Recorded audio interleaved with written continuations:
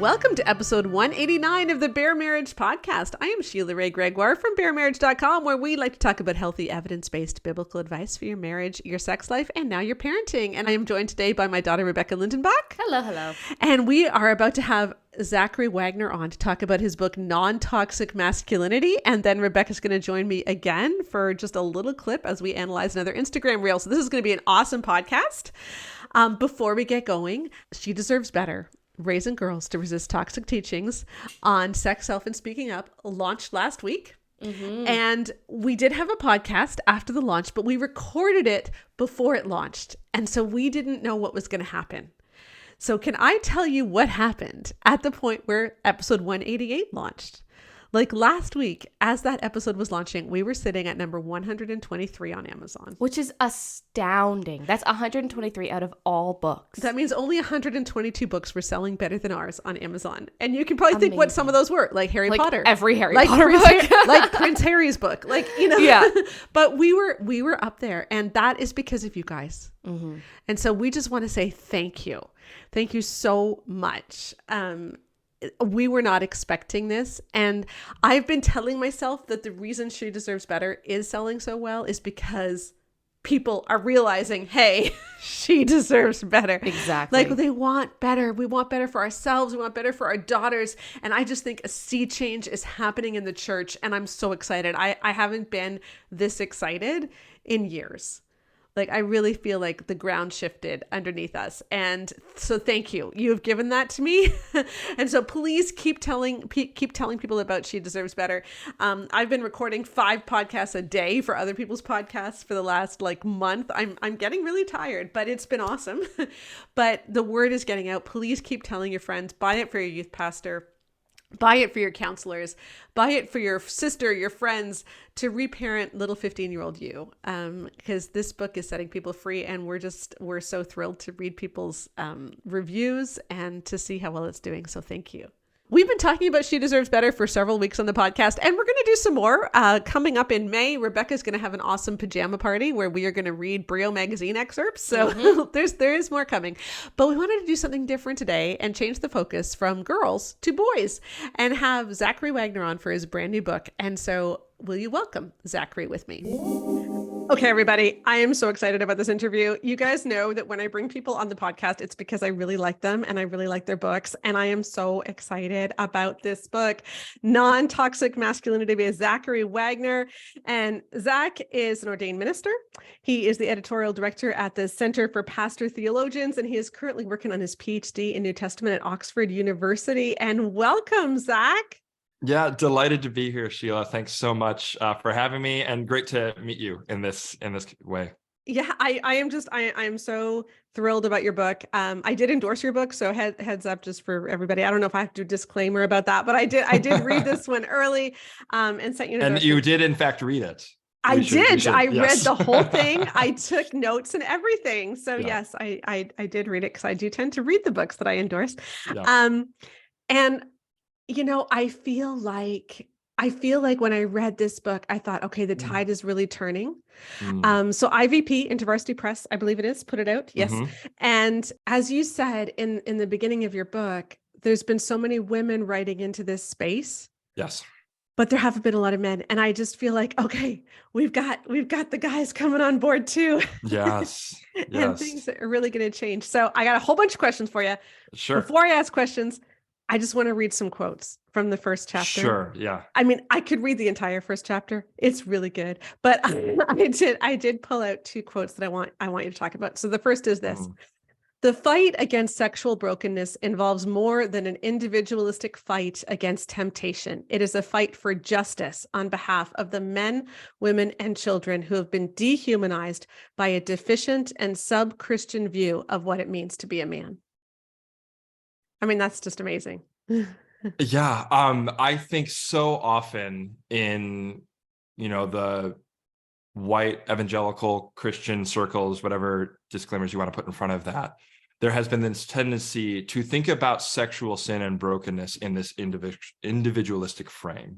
This is the every man's battle frame that I'm sure you're going to be asking me more about, where my sexual sin is not even really about the people that I might be sinning against. It's actually just about me trying to lock it down and maintain my purity and holiness just between me and God. There's no corporate dimension to it. There's no systems that are in place that are forming men and women in dehumanizing ways. So I just wanted to highlight, just with that opening, this is not the every man's battle of an individualistic struggle against temptation that I think so often we're taught to believe that it is when it comes to these issues. So that's what I was trying to signal with that. Yeah, bit. I love it. And I love what you just said too. I remember reading Every Man's Battle, and when they are talking about sexual sin, they really do describe lust as a sin against his purity, not as a Yes, sin against the woman that he is lusting after. It's amazing absolutely. how he is the victim of his own sin, and so he's hurting Yes, yes, himself. And well, yeah, you're hurting yourself. You're primarily, there is a victim here.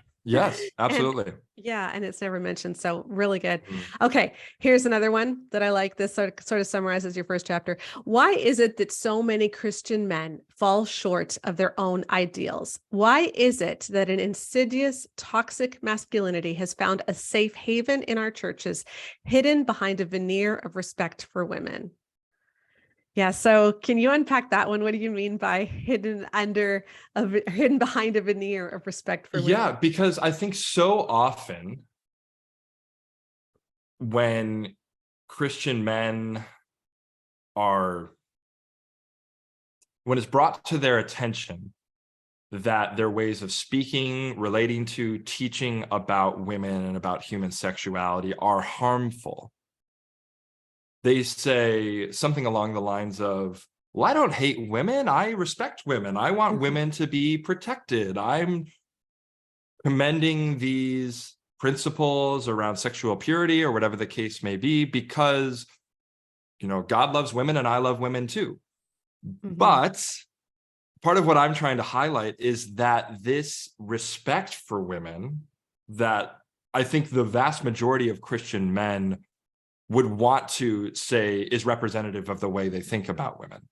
I respect, I love women, is actually superficial, and it's a veneer, it's a facade over some deeper issues of disdain for female bodies, disdain for male bodies and their experience of sexual desire, as well as systems of power and control and coercion and guaranteed access to sex within marriage and all number of things, as well as we'll get into all of this, as well as a diminishment of male responsibility and a tendency to give men a free pass when they hurt people and all of these sorts of things. Yeah. So I wanted to acknowledge and make people feel seen. Like, hey, I get that you feel like you respect women and that you feel like you love women, but just because you say that on the surface doesn't mean the substructure of your attitude towards your own sexuality and women's bodies is not actually dehumanizing and sub-Christian, I would say. Yeah, exactly. So you're setting up this first chapter, kind of telling what the rest of the book is about, and how you are going to deal with this idea of toxic masculinity and how our ideas of what it means to be masculine have hurt us, and building an idea of how men can grow into that. I just want to mention this in passing, because we've been dealing with this all week as we have been dealing with the launch of She Deserves Better, how you say, well, people always point out, well, the culture is worse, so why are you criticizing the church? And it's like, that's such a stupid argument. It really is. Because because the culture is really bad, we can be bad? Like, no, it's nothing. And the Apostle Paul talks in the book of Ephesians, what business is it of mine to judge those outside? yeah. Instead, worry about yourself, worry about the Christian community. And I think this is also a little bit of what Jesus is getting at when he says, judge not lest you also be judged. It doesn't mean don't create value judgments about the world in any way. It means hold yourself to the same standard at the very least, And for Christians, we should be holding ourselves to a higher standard. So like Hollywood's going to do Hollywood. HBO is going to HBO. Pornhub's going to Pornhub. Like, like what is more urgent, it seems to me, is for Christians to address the hypocrisy within our own communities. Not least because it completely compromises our ability to even say anything helpful to the culture about human sexuality. Yeah. If they're looking at us and we don't have our stuff together, how on earth are we in a position to say, well, God's word says, and we need to be living according to these reasons? And they're looking at us saying, you don't even do that. Yeah, exactly. So that's one piece. And then the other piece is like what I try to highlight, in the early chapters of the book, is like, this is really serious. If women, children, and men are suffering in the church in the name of Christ, this is why church-based sexual abuse is uniquely damaging, because it has this veneer of spirituality over it, and it has this entire added layer of God authorized this person to do this to me, or they are claiming God's authority and they're harming me in this way, or they're using scripture to excuse or justify deep, deep harm. And that to me is far more serious than anything, culture or pagans are doing out there, that we need to draw our attention first to what's going on in the church. Exactly. I love it. Okay. So let's get into your actual arguments. Toxic masculinity. What is it? Yeah, so you can go Oxford English Dictionary on it, and you can find like something along the lines of, it is cultural values associated with masculinity that teach men to be macho or emotionally repressed or violent or aggressive. All well and good. I think as a kind of cultural buzzword, that's what you're going to get. The way I define it in my book is I say it's a way of living out male embodiment that dehumanizes self or the other. So that word toxic, you think of toxic as poisonous, something that leads to death.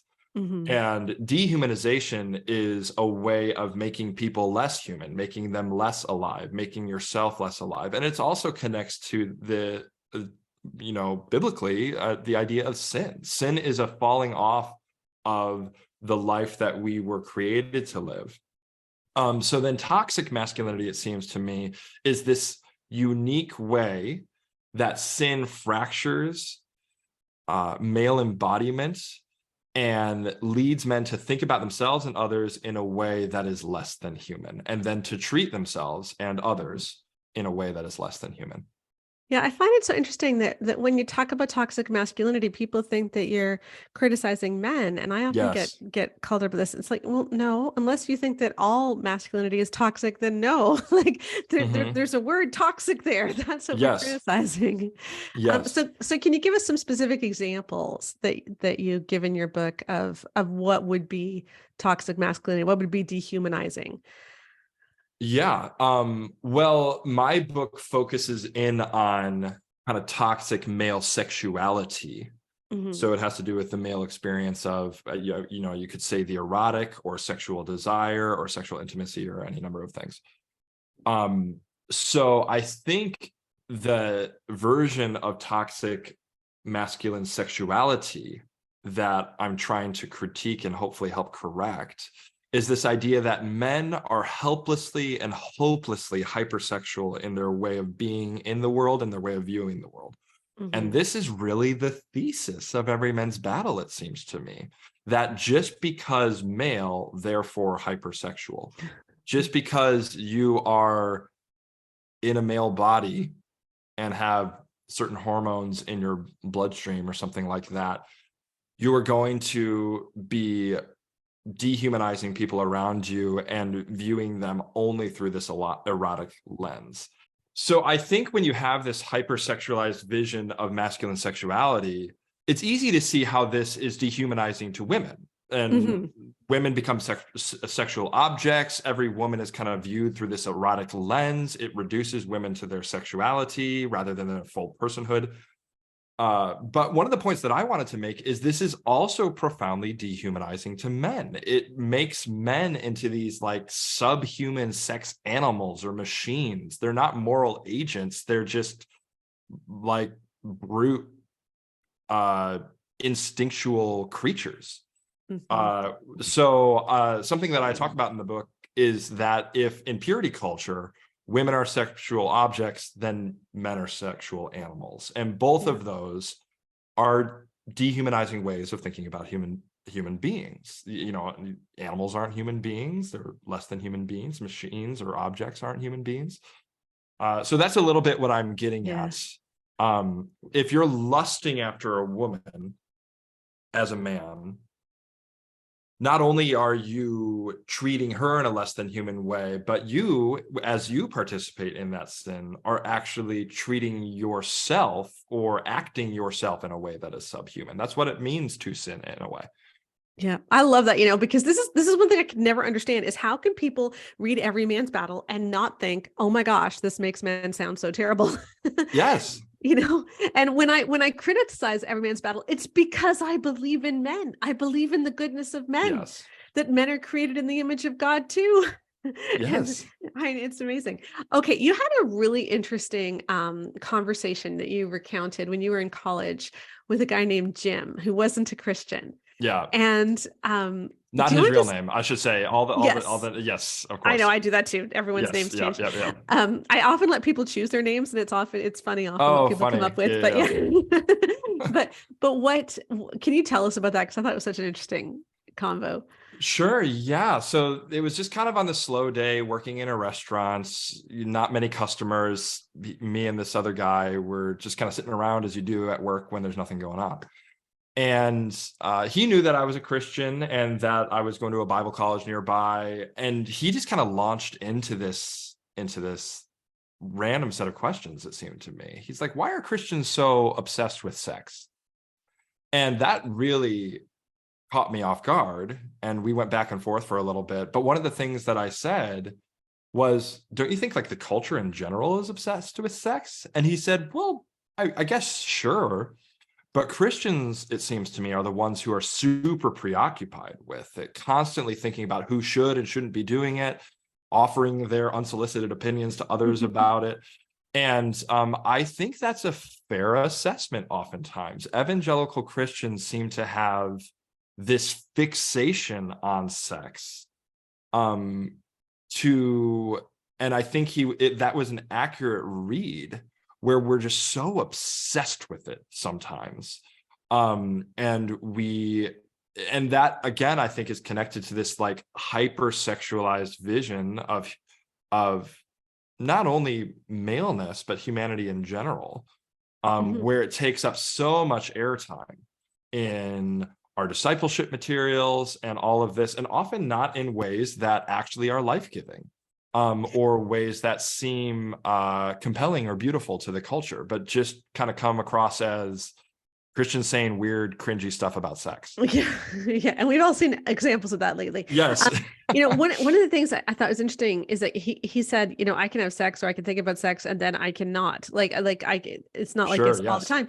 And what we found when we were looking in our book, She Deserves Better, when we were looking at the Christian literature for girls, is it was almost entirely about sex. The secular literature for teen girls was not. It was about self-esteem and boundaries and mental health and friendships. But everything to girls was about sex. And it was the same for boys. It's like the only conversation we have with young people is sex. I mean, that's, I think, what purity culture was and is to some extent. It is this narrowing of teen discipleship in particular to these questions around sexual purity. And I put that in quotes because I actually don't think that's a super helpful way to use the term purity from the biblical perspective. But yeah, I remember talking to my husband, like, I don't know, maybe a decade ago, and we were trying to think of how we, like in previous years, had distinguished between like a real Christian, like an evangelical Christian who loves Jesus, and someone who's just like a mainline Christian who they say they love Jesus, but they don't actually. And we realized that the way that we figured it out was whether they saved sex for marriage. So these other people That was the litmus test. that was litmus test. So these other people who are like busy feeding the poor and you know, and loving people, that didn't count. None of that counted because they may have had a sexual partner beforehand. Whereas Sure. these people who weren't doing anything for the poor, and I'm not saying that all Yes. mainstream Christians do stuff for the poor and no evangelical Christians did. I mean, my goodness, that's not at all. We were evangelical Christians and we were going to Kenya and saving the poor and everything. But Yep. like the whole idea that nothing mattered except sex. And so Yes. that was our definition. And I found that was really interesting because that was never Jesus's definition. No, and I think the way there emerged after the sexual revolution, kind of in evangelical Christianity, this focus on sexual purity, again in quotes, it actually kind of ruined, I'll speak for myself, it ruined purity language for me in the Bible. Mm-hmm. So when I read, how can a young man or a young person keep their way pure? Mm-hmm. I'm immediately thinking about like not having sex before marriage, not looking at porn, not masturbating. Right. When the language itself, maybe it has some relevance to those questions, but that's not what it's about narrowly. Mm-hmm. Or when Jesus says, "Blessed are the pure in heart, for they will see God." I think as, a 15-year-old boy who read all the Every Young Man's Battle stuff and is trying so dang hard to kind of my accountability structures and software to like not masturbate, not look at pornography. And I think, blessed are those who don't masturbate or look at pornography, for they will see God. And I'm not saying that has no relevance, but the biblical category of purity and righteousness and holiness is so much bigger than Mm-hmm. just our sexuality. And in the early chapters of Isaiah, the people of God are told to cleanse themselves. And we, in our kind of American frame, is like, oh, they were probably having sex before marriage. And but the Isaiah goes on to say, no, this is about oppression of the poor. This is about corruption in the systems of power. And you need to cleanse yourself from that impurity. I just think we sell ourselves short of a really rich tapestry of biblical language. And when we think purity is all about sex, that probably says more about us and our preoccupation with sex than it does about what the text is actually saying oftentimes. Yeah. Interesting. Okay. So you said that in the book there's several different examples of manhood that the evangelical church has put forward lately. Yep. Do you want to go over what some of them are that are harmful? Sure. Well, we've already talked, I think, a little bit about the kind of every man's battle framing of men as these hypersexual creatures. I think a couple other prominent ones that we could name would be Mark Driscoll's massive influence in the kind of late aughts, early teens, and then beyond, as a muscular masculinity, you might say. Jesus as this tough guy, dude's dude. And that maybe not in the same ways as Driscoll commended it, but we still see that having massive influence in various kind of corners, and not super fringy corners of the evangelical church either, although it's influential there as well. This idea of Jesus fitting kind of all the cultural stereotypes of masculine identity that you might associate with, I don't know, white 1950s America or late 19th century Victorian England or something like that. It's this Jesus came to make men more manly narrative. And, I also think I try to be careful not to too directly critique Wild at Heart, because it's been so long since I've read it. But I think it is fair to say that at least the first edition of Wild at Heart, I haven't read the more recent one, kind of narrows men into these stereotypes around pretty superficial things, arguably, like hanging out in the woods and, just being adventurous or this or that or the other thing. I'm not saying that that's bad necessarily, but when we make the essence of quote unquote biblical masculinity this kind of cultural stereotype, that becomes harmful to me. Just because it excludes men who maybe don't feel like they fit that mold. Yeah. And this whole idea that, y'all are a bunch of betas and Jesus wants you to be an alpha male. And I read the New Testament and I see, the Apostle Paul says in the early chapters of 1 Corinthians that God chose the weak things in the world to shame the strong. So this preoccupation with power and strength, I don't think has much of a place, frankly, in a Christian vision of masculinity. That's not to say that certain exercises of power and physical strength are bad necessarily. This goes back to what we were saying. Not everything about masculinity or everything one might associate with masculinity is evil. It's not wrong to be man. It's not wrong to be physically strong. It's not wrong to be six inches taller than your wife or your girlfriend. Of course not. But it's about the vision of what that means and how you live that out that can get into some pretty harmful and dehumanizing places. Yeah, exactly. And we've really pushed the men as, being in power and being strong and leading Yes. and pulling the women along in evangelicalism. That's been a big problem. One of the things I do like about your book too is that it isn't just for married men. You've got stuff in there for singles, and so I just want our listeners to understand that a single guy could totally read this and get a lot out of it. I think even late teens could read it and get a lot out of it. So it isn't just for married guys, but because this is a marriage podcast, I want to talk about some of the marriage stuff. Sure. Yeah, absolutely. So it's not that is the whole book. So everyone listening, you can buy this for like your son who's in his 20s or for single friends, whatever, as well. But I do want to talk about some of the marriage stuff you said. So I was really moved when you were talking about your wife, Shelby, and her coming forward with her story of being abused as a child, sexually abused as a child, and you went to a therapist and that whole conversation. Can you tell us that story? So yeah, something I talk about in the book is the fact with my wife's blessing and consent, I should qualify, is some of the struggles that we experienced and to this day continue to experience in our marriage and our intimate life.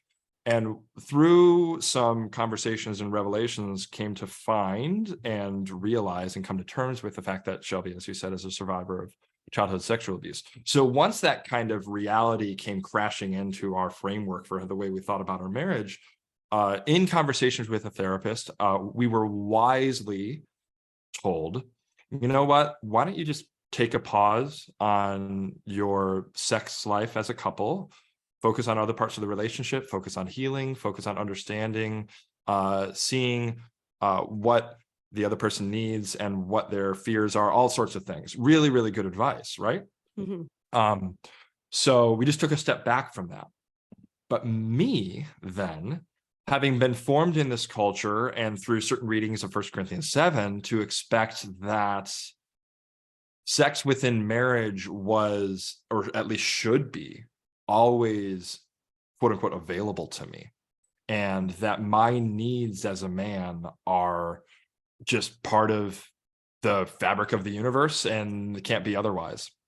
So I was struggling with that. I had kind of become accustomed to a certain rhythm of sexual intimacy in my marriage, and I wasn't comfortable with just like, of course, just, well, I have other outlets for this. It's not like I can just go watch porn or I can just go masturbate and feel fine about that and no big deal. And, in some contexts, that might be the quote unquote solution. Well, the masturbation, not the porn. Yeah, exactly. And so I was feeling pretty frustrated and, but also feeling terrible about that. And Shelby, importantly, for the purposes of this story, was also feeling terrible. She felt like she was letting me down, like talking to our therapist, hey, I know you said, but I just feel like I'm just a failure of a wife right now. We're not engaging in that. Like, it's too triggering for me. I really can't think about going there. My body is not ready for that. But I know that this is something Zach needs, and this is something he deserves as a husband, and this is something that I want to give him. And our therapist just said, hey, Shelby, I really appreciate what you're saying. I can tell you love Zach so much, but this stuff is so important for you to work through, and you need to realize that Zach can survive without sex. And then she looked at me, the therapist, and said, Zach, you can survive without sex. And I was just stunned on one sense. Like, of course I knew that was true, but I didn't realize how much Shelby and I had both internalized this idea that I needed sex on the level that I like needed food or something to survive. And that I couldn't live as a faithful husband or just as a happy, joyful person in my marriage in a context in which my sexual quote unquote needs had been put on the shelf for an indefinite amount of time. But of course, this is just how life works, isn't it? Anybody who's been married for a while knows, and I know you've interacted with some really bad advice in some certain in some books that could maybe in this context remain nameless, around things like when she's on her period or during pregnancy or immediately after pregnancy. But women, I think, understand that sex isn't always available in the same way as something that even couples that love each other and desire each other can do at any given moment. But we've shaped the expectation in marriage around this insatiable sexual need that men have, that it would be sinful to deny them. And that was something that I really had to unlearn. And we're so glad that we did. And that's some hard work, honestly, as a man, if you've been shaped by these ideas, to learn to have kind of healthier attitudes around your sexual needs or even the experience of arousal, any number of things. But this is part of just growing up and becoming a mature individual and a loving husband, frankly. Yeah, I love that. I think it is true, isn't it, that we tend to portray like men's needs as being constant, and that they Yes. must never, they cannot ebb and flow or change with the rhythms of life, whereas women's bodies are actually made to have rhythms. Yes, very And much. and it's interesting, even if you look at things like the 72-hour rule, which she needs to provide sex every seven, or release in some way every 72 hours, even if she's on her period, which is very much what has been taught to women, is that we are not allowed to ebb and flow with our bodies because men's bodily need is so much greater. And Yes, that is actually very dehumanizing. Like, very if you much. think about it, that is a dehumanizing message to men. Yes. Yeah, which is sad. Okay, there's another quote that I have for you in that same area. You said, just because it's not rape doesn't mean it's not dehumanizing. Both parties can consent to one-sided sex. Yeah, I mean, and this is something in that same season of our life that Shelby and I, because the revelation, and I think Shelby owning that so often in the early years of our marriage, when she would have consented to being intimate, it was not out of a place of her own desire. It was an obligatory, and I know obligatory sex is not sexy. Yes. But I think once I realized that this was out of a sense of obligation on her end, like that's not what's the right word? That's not appealing from my side either. Like, I don't want to be with someone who doesn't want to be with me. And I think so often there can develop this tendency in Christian marriages for a woman to make herself available, and not even just a woman, just a partner to make themselves available to the other person, not just in spite of their lower level of desire in that moment, but actually contrary to their desire not to do that for any reason.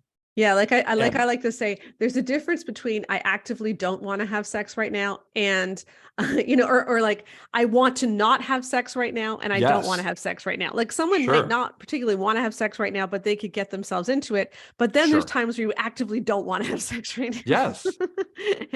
No, and Yeah. I think that's that's an important distinction. And to force for one partner to force themselves when they actively do not want to have sex, Mhm.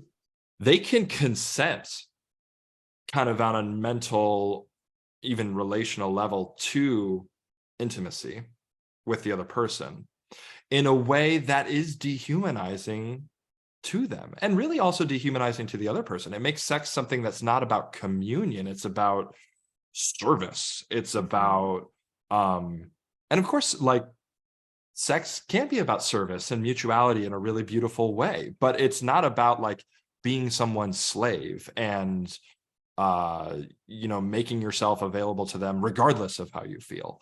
So I think that's so important because Shelby and I in our relationship I had like some really hard honest conversations. I was like, do you feel like you consent to this? Like, do you feel like that was a dynamic that was always present in our relationship?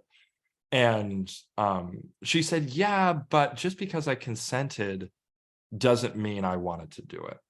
And Mhm. that's what I mean when I say just because it's not me forcing her to do anything doesn't mean it's not profoundly dehumanizing. And I think that's why we can do better even then. Of course, consent is a baseline, but we can do better in our conversations around sex and what makes for a beautiful experience of sex and marriage than just did you get the okay, did you get the thumbs up before you continued. Right. I know there's a lot of people listening who have been trying to get their spouse and especially their husband to understand this dynamic.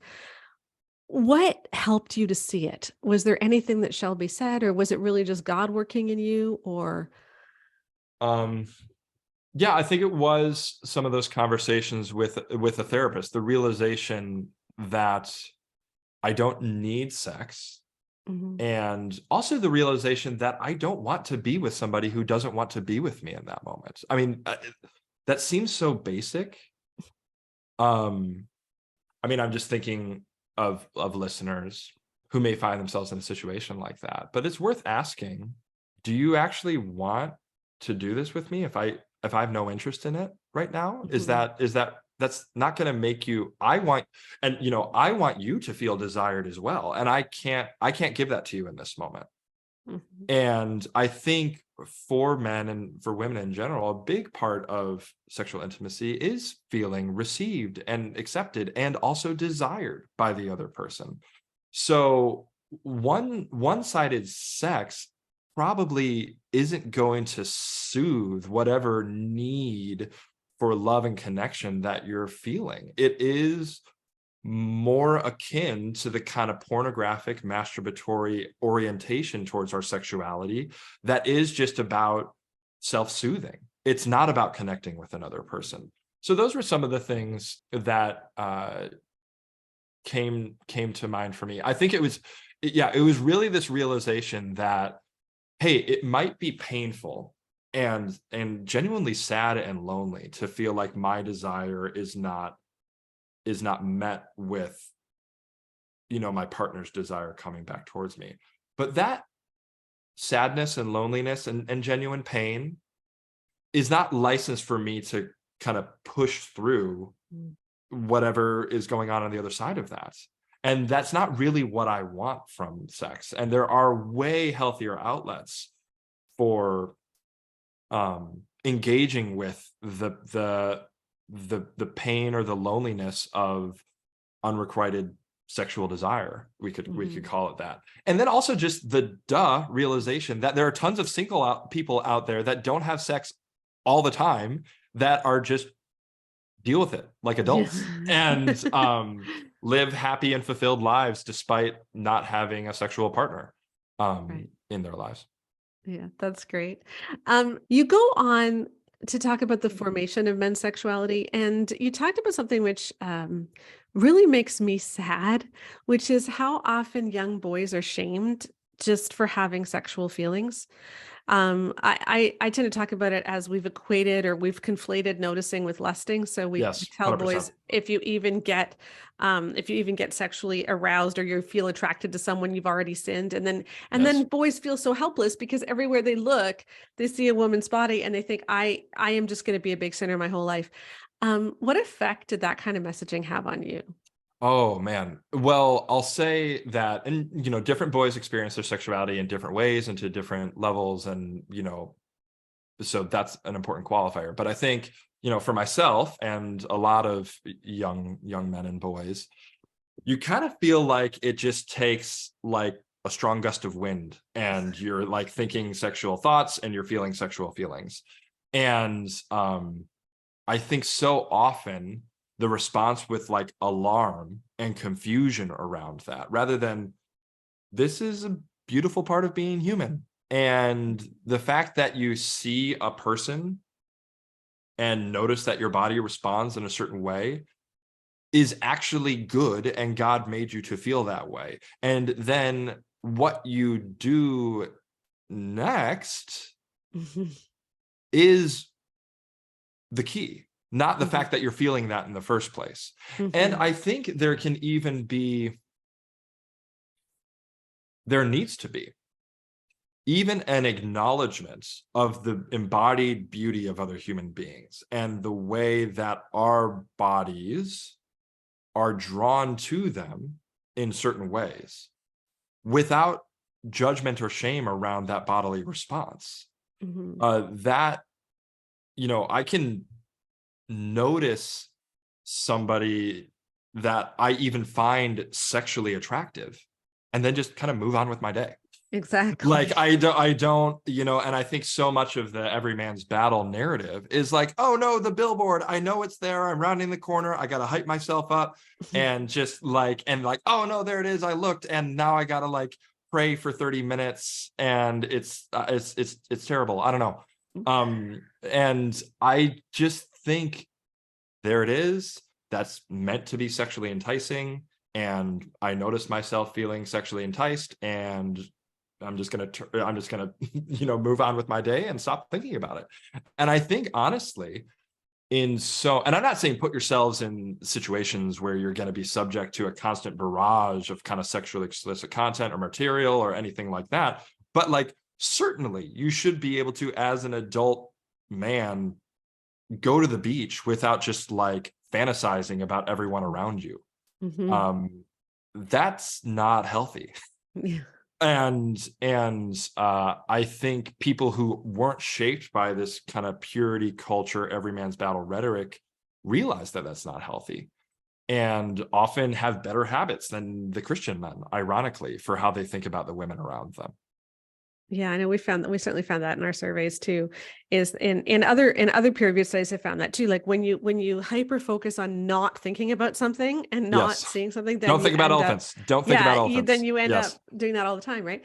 I also find this is one of the funny things about modesty dress codes in church. Like when they Mm. tell people you can't wear these things because the men won't be able to worship without lusting. And I think, okay, if he can't handle a woman in like a shapely turtleneck, for instance, how is he supposed to handle walking through the mall?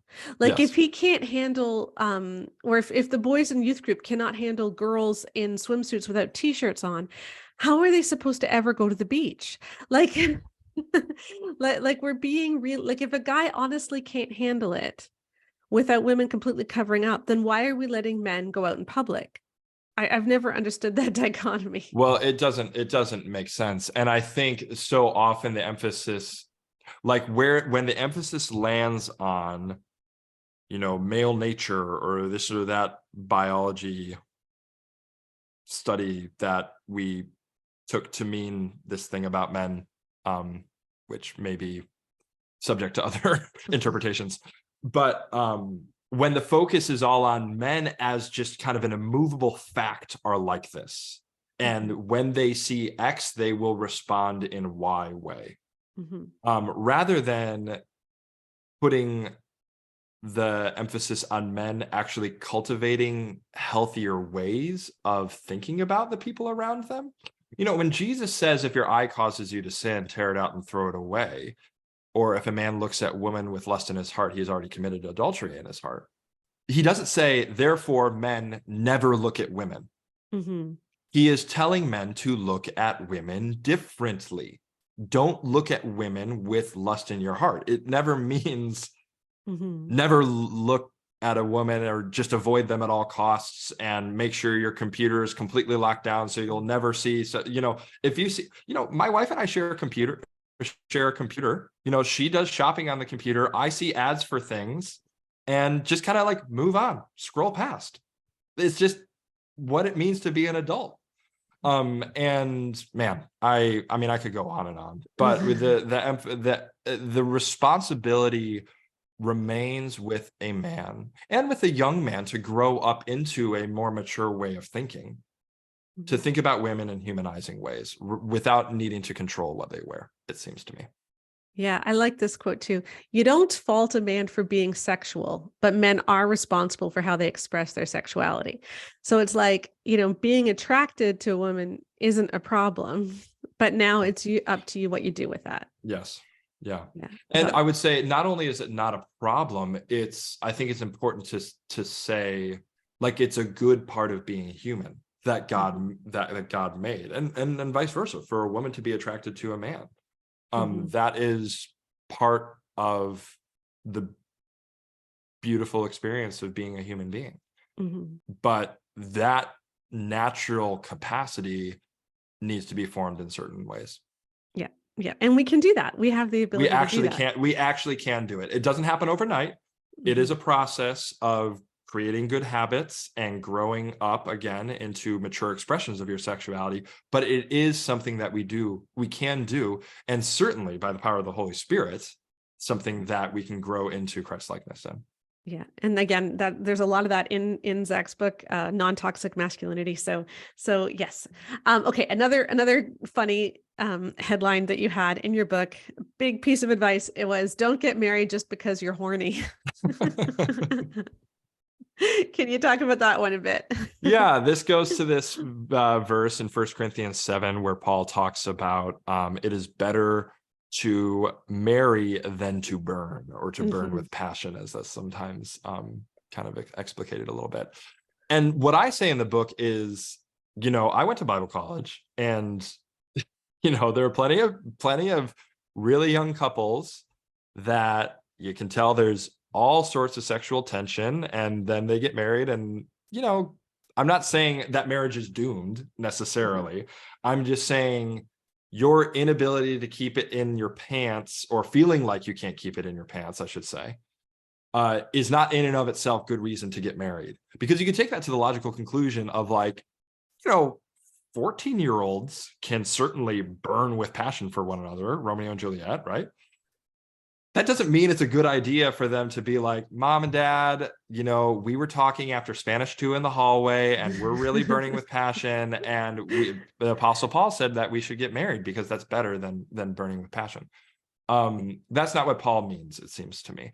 Paul is actually addressing a very specific context in the church in Corinth, where people were artificially, people who were ready to get married pretty much, and were in a even quasi-betrothal relationship, but were artificially delaying marriage because they felt that it was a less spiritual or less holy state. We're holding off on sex because they thought sex made them farther away from God or something like that. And the extended argument in 1 Corinthians 7, Paul makes clear, he's like, listen, I am single. There's are benefits to being single, namely you can devote yourself more fully to the work of God, but it is not wrong. It is not a sin to have sex and to get married.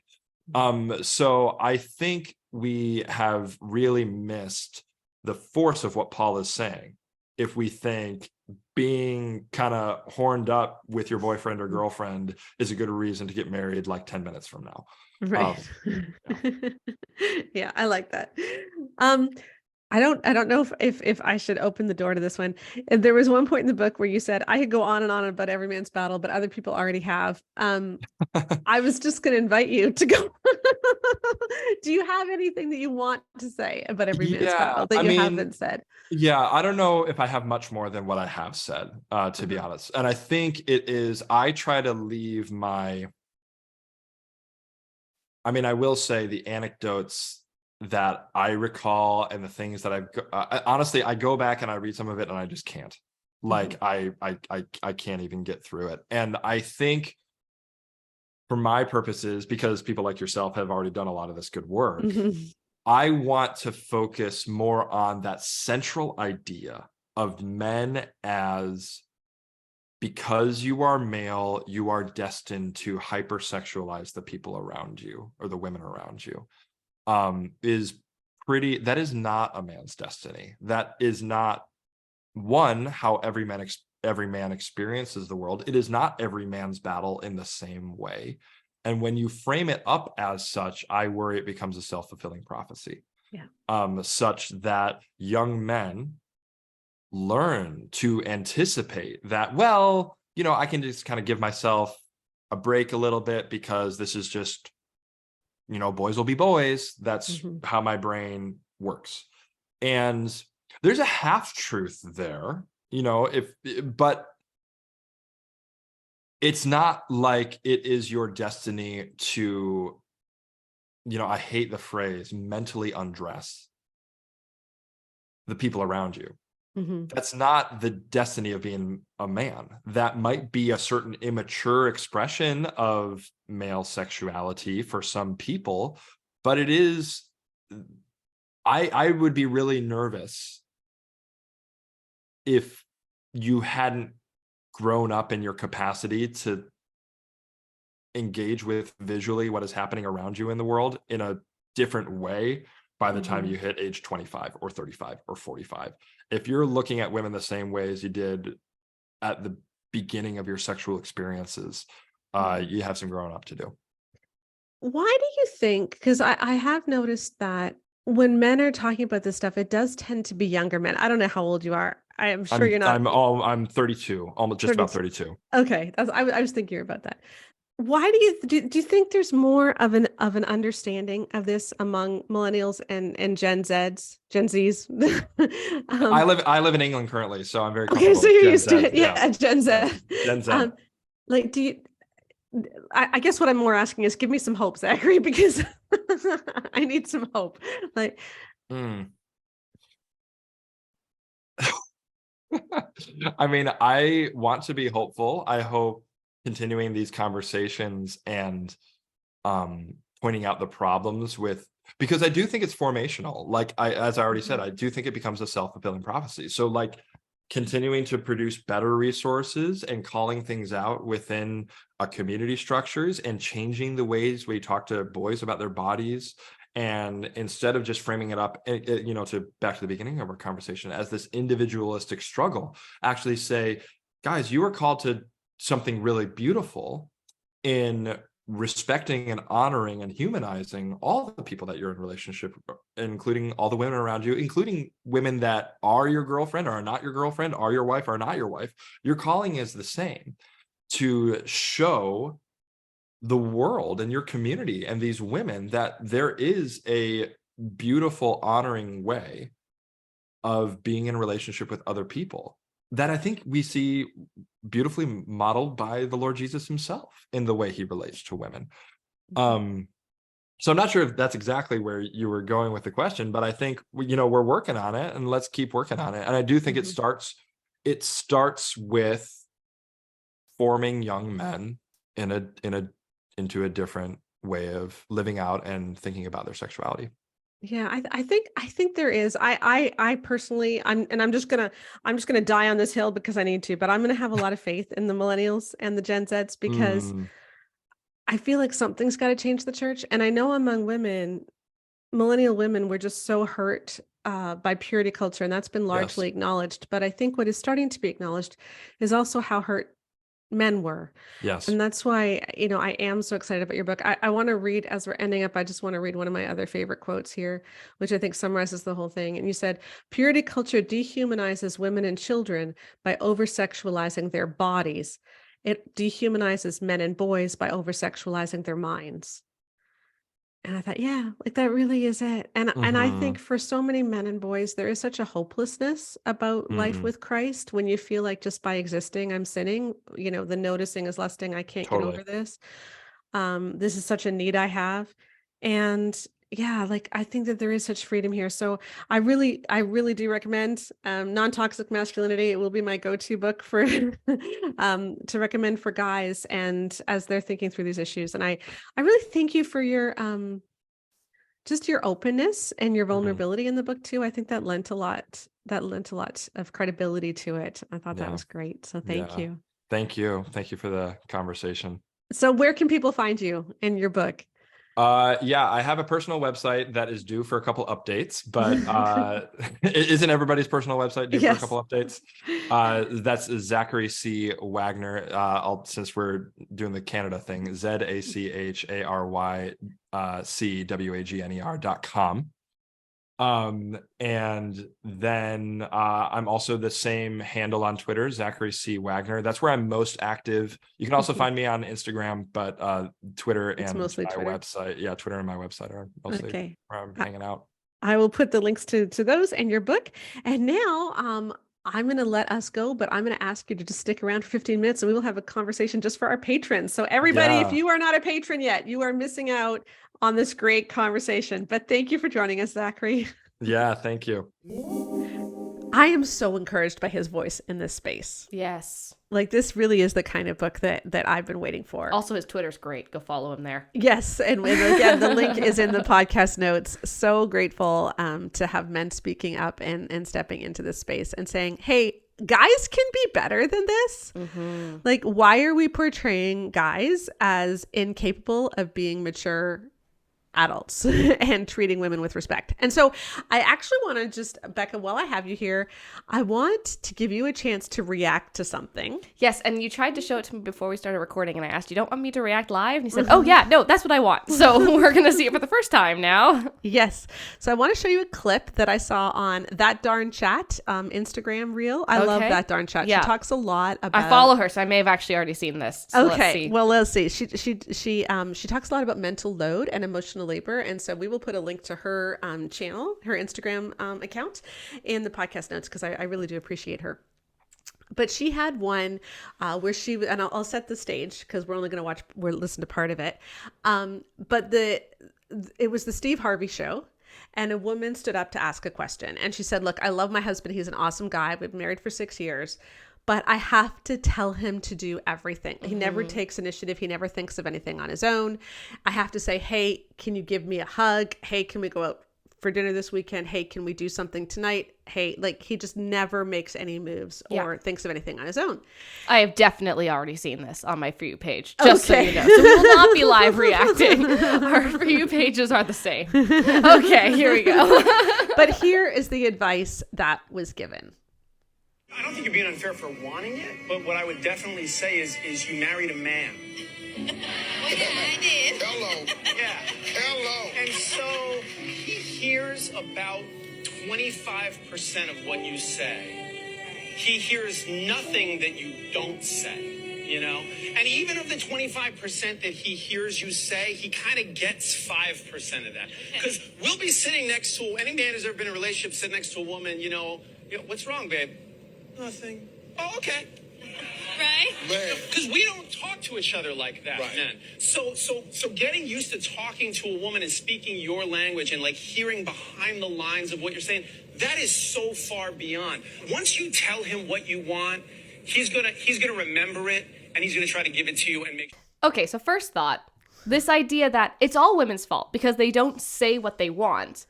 What about all the women who told their husbands 1 month into marriage, hey, I want you to do the dishes? Yeah. Well, also she, like at the beginning of this, she was saying, I tell him I want a hug. She has been telling him. Yeah.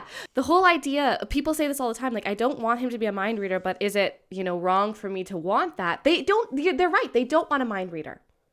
But they do want someone who tries. Yeah. Because what I see happen all the time is you have women saying like, yeah, but like I want him to bring home flowers. Okay, then why do you tell him to bring home flowers? Because it's not actually flowers. It's just I want him to do something. Like if you're in a marriage where there's this relationship where you can expect that your partner will think about you and will do little things like, you know, every now and then just make you tea without you having to ask or just do the dish that's on the counter without it having to be reminded 8 times, or just ask about something that you told them about last week. Like, hey, you had a dentist appointment. How'd that go? Do you have any cavities? Or like silly little things like that. If you're in the pattern of actually being a partner who pays attention, you don't also need as many of the grand gestures. No, that's very true. Yeah. It's one of those things where literally women are not actually like, because I've been in this situation. This is before Connor and I figured out the whole mental load thing. We had this conversation where it's like, okay, but just tell me what you want. It's like, well, I'm giving you examples of the kinds of things that I want. I don't actually want this. Yeah.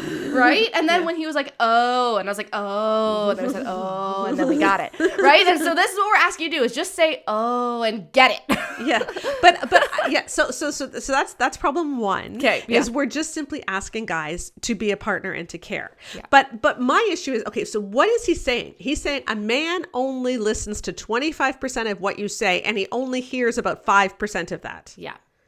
Okay? 5% of 25%. No, I think that he just doesn't, based on the complete crap that this guy is spouting, I know. I don't think that he understands what he actually said statistically. So let's give him the benefit of the doubt. He means 5% of what the woman actually said from the beginning, not 5% of 25%. Because again, this man is not striking me as someone who thinks through his words. But we're talking about non-toxic masculinity today. Yeah. How is that not toxic masculinity? Especially since we know that all of us have selective hearing in a lot of areas. Yeah. Right? We actually do know this. We do not take in 100% of the stuff, but we do take in more when we actually consider it important. Yes. So think about your husband and how he only hears 5% of what's really going on. If your husband's into football, does he only see 5% of the plays?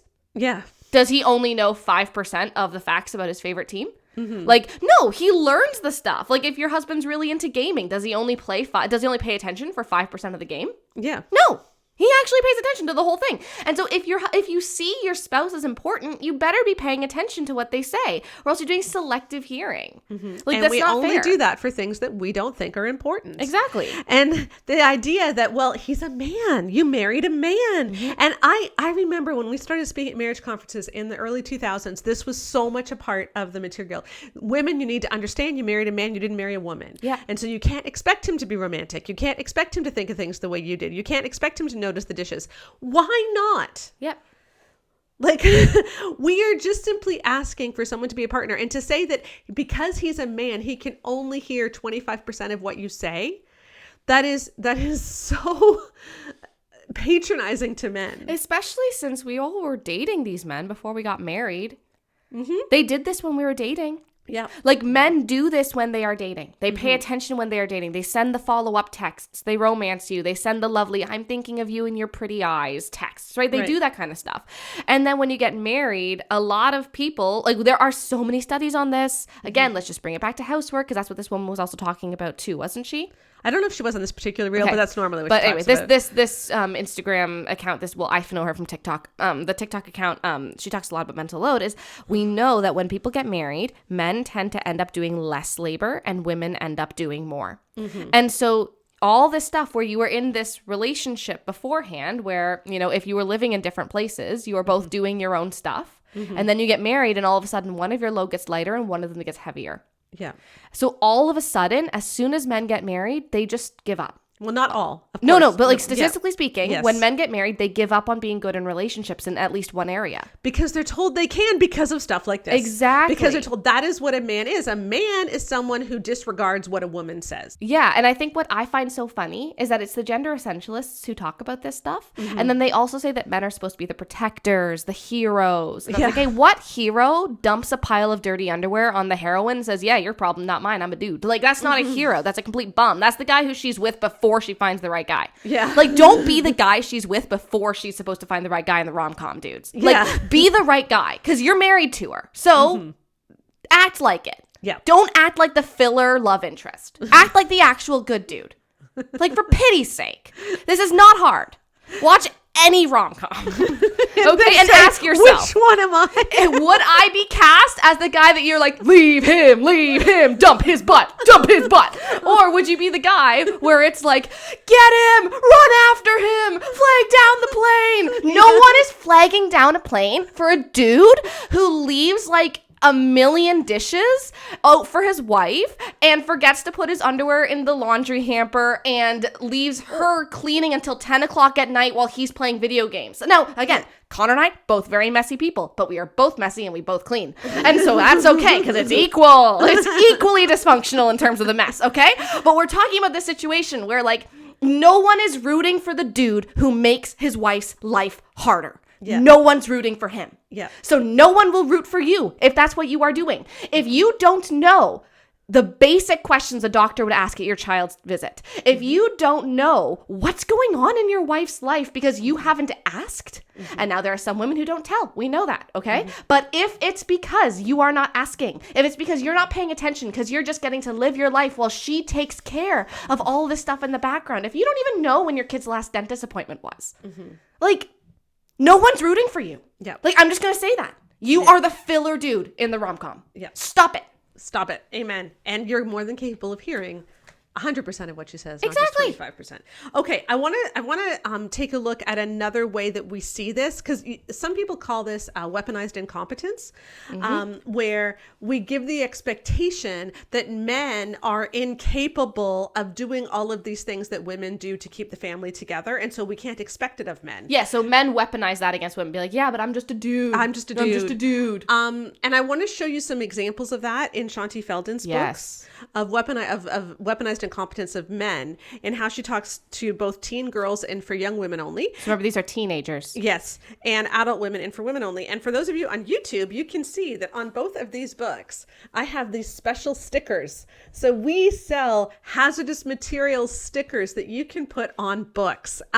They just fold right over the spine, and then they go onto the front cover, and they alert. They're really pretty on your bookshelf, because you can put them on all your harmful books, and then it just alerts people, I have this book on my bookshelf, but I don't think it's a good one. So it's a great conversation starter. If you are a counselor, this is awesome, because you can put hazardous materials stickers on all of the awful books, and then when people come into your counseling office and they'll see that can be a great conversation starter, and they can start realizing, hey, you know what, I read that book, maybe that's part of my problem. Yeah. Or you'll avoid some of the problems where someone says, yeah, but I saw that on your bookshelf. It's like, oh no, it was there for research purposes, sweetie. Yes. So these are hazardous materials stickers. This book contains teaching statistically proven to cause harm. This book is for research purposes only. Yes. So we do sell these out of our store, and we will put a link in the podcast notes. But I want to talk about, we'll start with the teenage one, eh? Yeah. We'll start with the one for teenagers. Okay. So in this situation, this is in a chapter where Shanti Feldon is explaining to girls that guys need to feel respected, unconditionally respected, she says, and that there's a big difference between being prideful and feeling adequate. And the problem that boys have is that they just feel inadequate because they so want you to think that they are adequate. But they are so afraid of looking inadequate to girls. And again, she didn't use any outside statistic that shows this is also a very common problem among young girls. Right. Nothing about that. Nothing also about recognizing that some boys are not adequate. Yes. In some areas, and they're adequate in others, and that we all have our own areas of geniuses and our own areas. Anyway, this is a whole thing for me. Yeah, and we actually wrote quite a bit of this in She Deserves Better. If you've read it, you'll know the story of Chantel and Bryson that we wrote something about. Like that. I forget what their actual names were. Yes. There was a fictional couple that we made up to work through some of the things that she said in this chapter. But I want to read you a story that she says under the heading of hearing disrespect. So she says, and she's quoting an older guy that she interviewed. In the man world, if you want to get something done, repaired, printed, or built, if you will respect the man and be polite, everything will open up for you. If a woman says to a mechanic, I have a few questions, but I trust your judgment, you're the best, and that's why I brought you my car, her chances of being cheated drop dramatically. But if she comes in with a princess diva, I expect bad things attitude and makes a bunch of demands, everything will suddenly get very expensive and go in slow motion. Shanti actually acknowledges that she's guessing the diva was just trying to be assertive so she didn't get taken, but she says we shouldn't actually do that. Yeah. And I think what I find so offensive about that is, first of all, remember, this is being told to teenagers. And I will say, I was advertised this book when I was 12 years old reading Brio magazine. Mm-hmm. And Brio magazine was targeted to girls in junior high as well as high school. Right. And so this is being advertised to girls who I didn't even have my first period yet at that point. Right. And I was supposed to be told to unconditionally respect all men and make all men feel like they're the best. Yeah. That, first of all, should already make the hairs in the back of your neck stand up, because what is more dangerous than teaching young girls that your job is to cater to the emotions of all men? Your job is to make men feel good about themselves. No, it's not. Especially not young girls. Like, young girls need to be told your job is to stand up for yourself and keep yourself safe, because frankly, men are not going to do that as a whole, you know, as a whole group. Right. Find the safe ones. That's great. But like, your job is not to make men feel better about themselves. Yeah. And I think that the other thing that really bothers me is this idea that the proper woman is the one who sounds like enamored with this guy. Right? Like, the idea that you're the best. It's not even like, hey, you know, you're the mechanic, I'm not, so give me your recommendations, and if it's really expensive, I might get a second opinion, just to make sure, but I'm sure that if you're not doing anything untoward, then obviously I'll just come back to you. Like, I'll be honest, I said that when we got our air conditioning unit fixed. We said, hey, give us your best quote. We are going to check it with a second opinion from someone else in the field, and if yours matches, we'll go back with you. We won't go to the other guy. Right. Because I was like, that's fair. And then if you're being honest, you're being honest. But that would have been seen as assertive. Yes. But I here's what bothers me about all of this. If a guy were to be assertive, the mechanic would do what... Well, that's the implication, because it's a man's world. Right? In man spaces. Right. And this isn't actually about men feeling inadequate. This is actually about misogyny. Oh, it's about men feeling like women are just at their feet, lapping up every word that they say. Yeah. This is about men having their porn star fantasy right in front of them all the time. The problem is the number of scenarios in these books where what a woman is supposed to say sounds like the opening of a really bad 80s porno. Do you want to do it? Okay, like, seriously, trigger warnings, people who are triggered by discussions of porn. Okay, ready? Like, think about this. Like the horrible bass in the background. But like, you know, I have a few questions, but I trust your judgment. You're the best. Like, seriously, like. The idea, like, and I know that people might be like, oh, that's a little bit. It was like, no, you know what? Women have been portrayed in this society that sees men as smart and pragmatic, and women as just, in essence, sexual outlets. Yeah. Women have to always act like we would be okay with sleeping with you. Like, genuinely, look around and you won't be able to unsee it. The way that women are told to act in almost every single scenario is one where we're like, yeah, I kind of find you a little hot. Like, we're supposed to have that flirty kind of mentality no matter where we are. Like, well, you're the best, I trust you. Like, why does she need to trust him? Yeah. He hasn't done anything yet to prove that he's trustworthy. Why does he have to be the best? There's this whole idea that women exist to prop up the egos of men, and that is not true. Women exist. They just exist.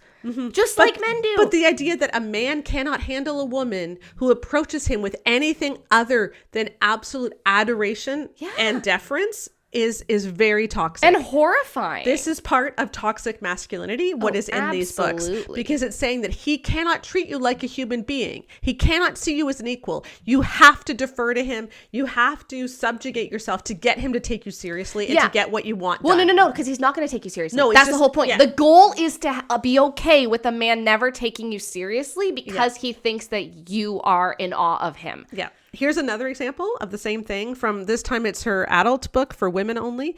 And she's talking about, in this particular thing, about the same thing, how men need respect.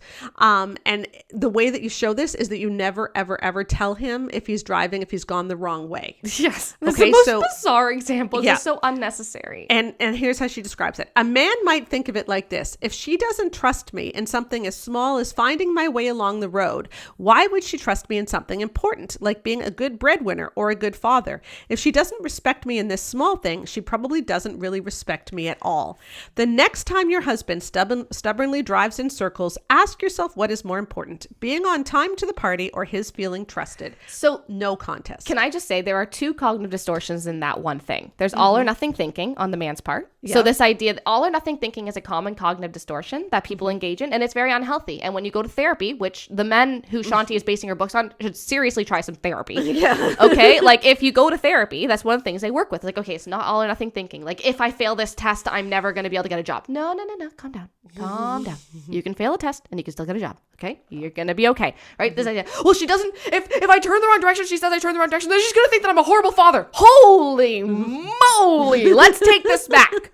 Holy. Where did we go? Okay. So I see we took a hard left. That's an awesome example Yes, with the wrong directions. But anyway, we took a hard left here at reality. Okay. So this is a cognitive distortion called all or nothing thinking. Yeah. You know, and then the other one is this idea that this is false equivalent. There's also this either or fallacy that she has at the end. So the man is engaging in all or nothing thinking, and this is seen as a good thing. First of all, it's not seen as a cognitive distortion. Yeah. It's not seen as, hey, women, sometimes just like how we feel like this, men also engage in all or nothing thinking. And so if your husband's getting worked up about this, let's deal with it and say, hey, I still trust you. You're just going the wrong way. Yeah. You know, that's not what she says. She then says, either you shut up and let him keep going around in circles, even though you're getting late for your friend's birthday party and you're being, you know, unkind to your friend. Right. Or you speak up and your husband thinks you hate him. And that's a false dichotomy. Yeah. That's a logical fallacy where you take the two extremes and you put them against each other. So either you say nothing or you ruin your marriage. That's not actually what it is. You can do something else, and you can say, or he could grow a backbone. And he could not be and this is the toxic. this is the essential problem, is that her reality of men is that they are so insecure and that women have to cater to this. Whereas, is it really that men are that insecure? And some are, for sure. Oh, yeah. Or is it more likely that men just simply like not being challenged? And so we're going to weaponize the idea of men's inadequacy and men's deep feelings of inadequacy, so that we tell women, you can never, ever, ever say anything because you will ruin his self-confidence. And that's a really nice place to be. Well, because I think what actually happens is everyone, man, woman, adult, child, there are people who are incredibly healthy and people who are incredibly unhealthy. Right? The difference is we know that in the way that our North American world is structured, for pretty much our entire history, men have had the power, right? Yeah. I mean, we only had the first women in government, in your lifetime in some aspects of government, right? Yes. This is ridiculous. So the idea men have always been in charge. And so when you have both men and women who are emotionally unhealthy, who are in relationships with each other, and men are in charge, who is going to end up having to pick up the slack? Yeah. Right? So it's not that men are more unhealthy than women. It's not that women aren't unhealthy and men are. It's just that women have not had excuses. And so when you see stuff like this, where it's saying, well, your husband won't be able to handle being told that he went the wrong direction. I was like, wait. Do we expect this of our 5-year-old daughters? Yeah. And if we expect it of our 5-year-old daughters, we can expect it of our 45-year-old husbands. Okay? If we expect it of literal kindergartners, right? If my 3-year-old son is supposed to be able to calm himself down after he was told you did something that hurt mommy, right? We can expect that our husbands, who are grown men, will be able to deal with being told you hurt me. Okay? These are things that we can expect of men. And we're not saying that one is better than the other. What we are saying is that one has been coddled for generations upon generations in a way that the other has not. And that is coming to a head right now because women are being told you deserve better because you're giving better and you're not getting in return. This is unfair and God wants better for you because God does not want his sons to be stunted by ideas like what Shanti is saying where he just engages in all or nothing thinking so he never has to be free of that. No, God wants men to be free of these cognitive distortions as well. God wants men to get therapy, okay? Let's do the work. Become the guy that we're rooting for in the rom-com. Yeah. Don't be the filler dude. Okay? Amen. So there you go. Let's move towards a faith that promotes non-toxic masculinity, not one that promotes toxic masculinity, a faith that encourages everyone to be emotionally healthy because you know what? We are all made in the image of God. We all have the Holy Spirit and we can totally all do it. So thank you for joining us in the Bare Marriage Podcast. Thank you for supporting our book, She Deserves Better. Pick up a copy of Non-Toxic Masculinity too, and we will see you again next week. Bye-bye.